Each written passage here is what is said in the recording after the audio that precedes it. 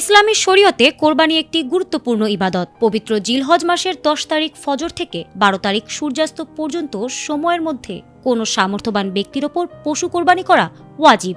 তবে এই সামর্থ্য বা সম্পদের পরিমাণ নিয়ে জনমনে অনেক প্রশ্ন থাকে। কোরবানির এই গুরুত্বপূর্ণ বিধান ও সম্পদের সঠিক হিসাব সম্পর্কে শরীয়তে রয়েছে কিছু বিশেষ নির্দেশনা।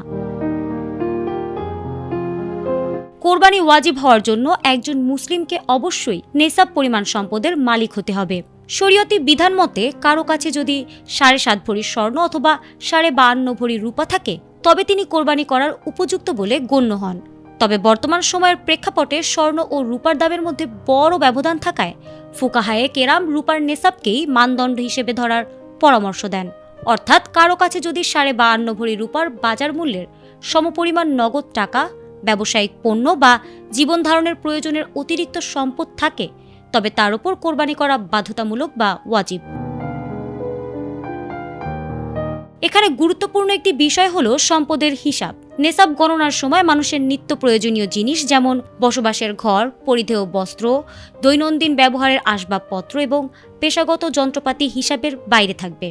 তবে এর বাইরে থাকা অতিরিক্ত জমি, অব্যবহৃত ঘর বা শৌখিন আসবাবপত্র যা দৈনন্দিন প্রয়োজনে লাগে না, তার মূল্য যদি রূপার নেসাব স্পর্শ করে তবে ওই ব্যক্তির ওপর কোরবানি ওয়াজিব হবে। কোরবানির দিনগুলোতে কারো কাছে ন্যূনতম হিসেবে যদি 1,75,088 টাকা বা এর সমমূল্যের প্রয়োজনের অতিরিক্ত সম্পদ থাকে তাকে কোরবানি দিতে হবে। জাকাতের সঙ্গে কোরবানির একটি বড় পার্থক্য হলো সময়কাল। জাকাতের ক্ষেত্রে সম্পদ 1 বছর মালিকানায় থাকার শর্ত হলেও কোরবানির ক্ষেত্রে জিলহজের ওই 3 দিন নেসাব পরিমাণ সম্পদের মালিক থাকাই যথেষ্ট। এমনকি যদি 12ই জিলহজ সূর্যাস্তের ঠিক আগ মুহূর্তেও কেউ সম্পদের মালিক হন তবে তাকে কোরবানি দিতে হবে।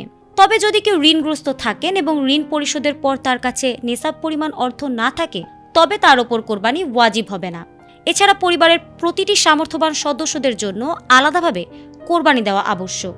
সামর্থ্য থাকা সত্ত্বেও কোরবানি না করা শরীয়তে চরম অবহেলার শামিল, যার ব্যাপারে হাদিস শরীফে কঠোর সতর্কতা প্রদান করা হয়েছে। কোরবানির প্রথম রক্তবিন্দু প্রবাহিত হওয়ার সঙ্গে সঙ্গে আল্লাহ তাআলা গুনাহসমূহ ক্ষমা করে দেন। মূলত পশুর রক্ত জমিনে পড়ার আগেই তা মহান আল্লাহর দরবারে কবুল হয়ে যায়। সুতরাং সামর্থ্যবান প্রত্যেকেরই উচিত কেবল আল্লাহর সন্তুষ্টির লক্ষ্যেই কোরবানি করা।